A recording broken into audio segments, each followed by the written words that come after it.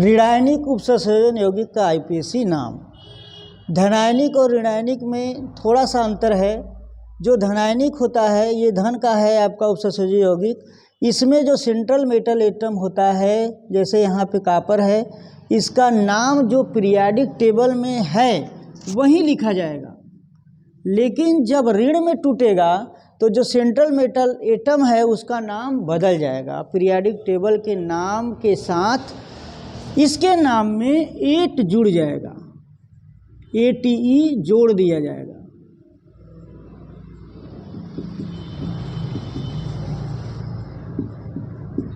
धनायन में नहीं जोड़ा जाएगा, सीधे जो पीरियाडिक टेबल में नाम है वही दिया जाएगा।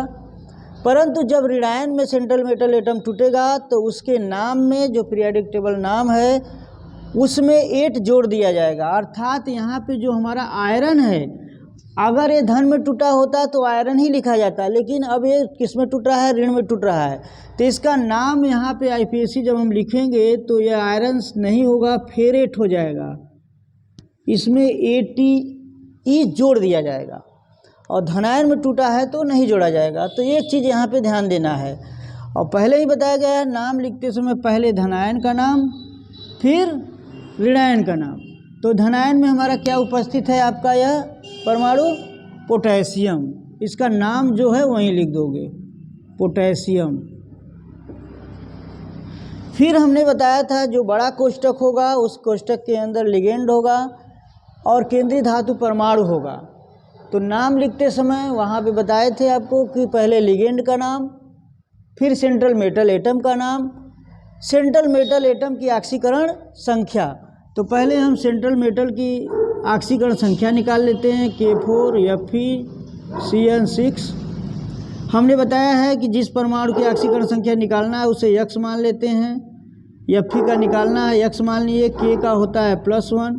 पीरियाडिक टेबल में जितने क्षार धातु होते हैं उनकी ऑक्सीकरण संख्या +1 होती है, चाहे वो आपका लिथियम हो, सोडियम हो, पोटेशियम हो, रुबिडियम, सीजियम, फ्रांसियम, सब की +1 होगी। साइनाइड मूलक होता है, इस पर -1 चार्ज होता है, इसकी ऑक्सीकरण संख्या -1 होगी। इसके ऊपर कोई चार्ज पहले से नहीं उपस्थित है, अर्थात बराबर के उस पार 0 लिखा जाएगा। अब हम सबका मान रख देते हैं। पोटेशियम का +1 है, 4 पोटेशियम है, 4 गुणे +1 हो जाएगा। आयरन का X माने है, +X हो जाएगा। प्लस साइनाइड का -1 है, 6 है, 6 गुणे -1 हो जाएगा बराबर 0। इसको हल कर देते हैं। +4 +X -6 बराबर 0। X बराबर हो जाएगा +6 -4, X बराबर हो जाएगा +2। अर्थात यह जो सेंट्रल मेटल एटम है उसकी ऑक्सीकरण संख्या कितनी है? +2। अब नाम लिखते समय रोमन में इसको छोटे वाले कोष्ठक में लिख देंगे। यहाँ साइनाइड मूलक है, कितनी संख्या है? हम बोले हैं जितना लिगेंड की संख्या होगी उस संख्या को लिखा जाएगा। तो 6 को लिखा जाता है हेक्सा। साइनाइड का नाम होता है साइनो। यह ऋणावेशित केंद्रीय धातु परमाणु है, इसलिए इसके नाम में हम लोग 8 जोड़ देंगे, फेरेट। उसके बाद ऑक्सीकरण संख्या इसकी 2 है, सेकेंड। यह इसका आईपीएसी नाम बन गया। पोटेशियम पहले धनायन का नाम, फिर ऋणायन में लिगेंड का नाम, केंद्रीय धातु परमाणु का नाम, केंद्रीय धातु परमाणु की ऑक्सीकरण संख्या। दूसरा एग्जाम्पल देख लिया जाए। NaCO H2O Cl2 4 Cl2। अब इसमें देखा जाए तो वही बात है, जैसे पोटेशियम धन में टूटा था, सोडियम धन में टूटेगा और यह माइनस में टूटेगा। तो पहले किसका नाम हो जाएगा? सोडियम। यहाँ पे H2O लिगेंड है आपका, Cl2। 2 लिगेंड यहाँ पे हैं। एक आपका H2O है जिसका नाम पीछे बताए थे हम, एक्वा होता है। और यह आपका Cl जो नाम है यह हैलोजन परमाणु है। इसको हम लोग जब लिगेंड के रूप में रहेगा तो क्लोरो पढ़ेंगे। जितने हैलोजन परमाणु हैं, फ्लोरो, क्लोरो, ब्रोमो, आयोडो। जब लिगेंड के रूप में रहेगा तो फ्लोरो, क्लोरो, ब्रोमो, आयोडो, या इसको पढ़ेंगे फ्लोराइडो, क्लोराइडो, ब्रोमाइडो, आयोडाइडो। जब कोष्टक के बाहर रहेगा तो इसको पढ़ेंगे फ्लोराइड, क्लोराइड, ब्रोमाइड, आयोडाइड। लेकिन लिगेंड के रूप में है तो इसको पढ़ेंगे क्लोराइडो या क्लोरो। यह आपका एक्वा हो गया, यह आपका क्लोरो हो गया। जब दो या दो से अधिक लिगेंड उपस्थित होते हैं तो उन लिगेंडों का नाम जो लिखते हैं वो अंग्रेजी के वर्णमाला क्रम में लिखते हैं। दो लिगेंड हैं, एक का नाम है एक्वा, एक का नाम है क्लोरो, अर्थात हम अंग्रेजी के वर्णमाला से इसको लिखेंगे संख्या के साथ। तो इसमें वर्णमाला में ए है और सी है, तो वर्णमाला क्रम में ये पहले आएगा, इसलिए हमको पहले H2O का नाम लिखना होगा इसकी संख्या सहित। टेट्रा एक्वा, क्लोरीन की संख्या 2 है, डाई क्लोरो हो गया आपका sodium, tetra aqua, die chloro. बचा आपका केंद्रीय धातु परमाणु। हम बताए हैं जब ये ऋण में टूटेगा तो इसके नाम में 8 जुड़ जाएगा, तो कोबाल्ट में हम 8 जोड़ देंगे तो हो जाएगा कोबाल्टेट। उसके बाद केंद्रीय धातु परमाणु की ऑक्सीकरण संख्या देख लेते हैं। केंद्रीय धातु परमाणु की ऑक्सीकरण संख्या क्या होगी? H2O Cl2।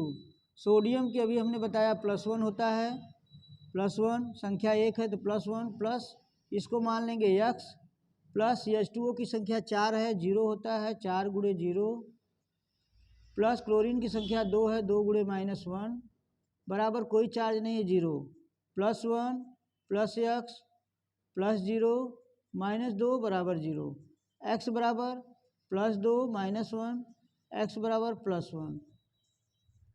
कोबाल्ट की ऑक्सीकरण संख्या इसमें आई +1, यहाँ पे इसको हम लोग रोमन अंक में कोष्टक में लिख देंगे।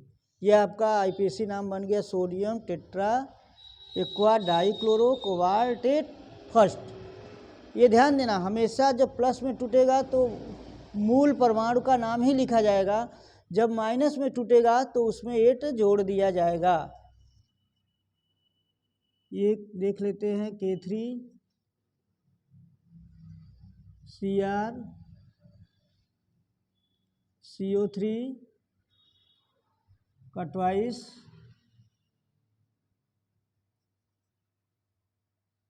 Br2, इसका IPAC नाम बना लेते हैं। पहले धनायन का नाम। कोष्टक के बाहर जो परमाणु होता है उसकी संख्या का अंकन नहीं किया जाता है, जितने परमाणु कोष्टक के अंदर होंगे उन्हीं की संख्या का अंकन किया जाएगा। बाहर देखो यहाँ 4 था तो हमने 4 नहीं लिखा, या 1 है तो 1 नहीं लिखा गया, यहाँ 3 है तो नहीं लिखा जाएगा, लेकिन अंदर की चीज़ का जो है संख्या लिखा जाएगा। ये भी हो जाएगा आपका पोटेशियम।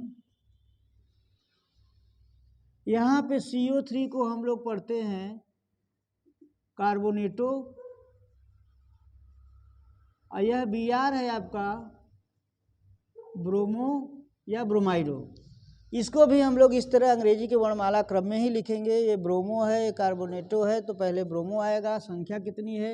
जैसे यहाँ पे इसकी संख्या जो थी वो लिखा गया, यहाँ पे भी हो जाएगा डाई ब्रोमो, ये संख्या 2 है, डाई कार्बोनेटो।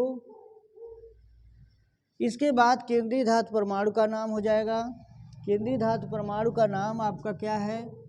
क्रोमियम है ये, लेकिन यह ऋण में टूट रहा है तो बताए हैं हम कि ऋण में टूटेगा तो 8 जोड़ दिया जाएगा, तो यह हो जाएगा आपका क्रोमेट।